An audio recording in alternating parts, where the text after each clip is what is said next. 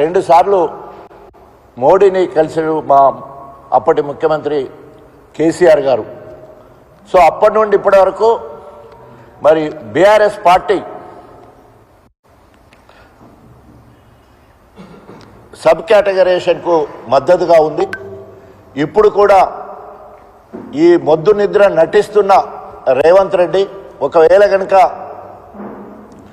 Sub categorisation చేయకపోతే అది సామాజిక న్యాయానికి అంబేద్కరిజానికి వ్యతిరేకమవుద్ది. ఆయన మాట్లాడే మాటలకు అదేవిధంగా ఆయన పనిచేసే విధానానికి ఎక్కడ కూడా పొంతన లేదు. మనం అనేక ఉదాహరణలు చెప్పొచ్చు. కానీ మాదిగలతో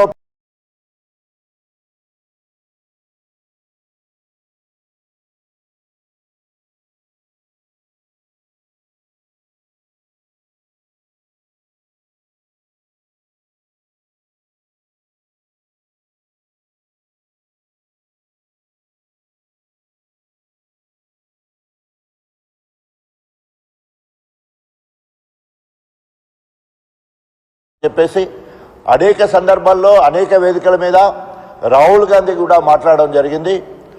ఇప్పుడు ఏ విధంగా మరి తప్పించుకునే పరిస్థితి లేదు.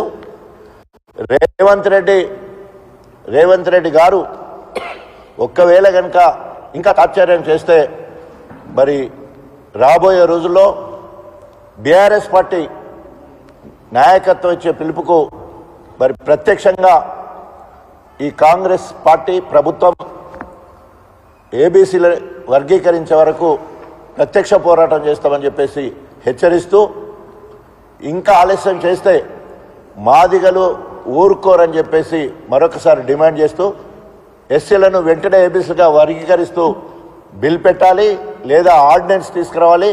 అప్పటి వరకు ఎలాంటి నోటిఫికేషన్స్ ఇవ్వద్దని హెచ్చరిస్తూ సెలవు తీసుకుంటాను. జై తెలంగాణ, జై తెలంగాణ, జై మాదిగా, జై మాదిగా.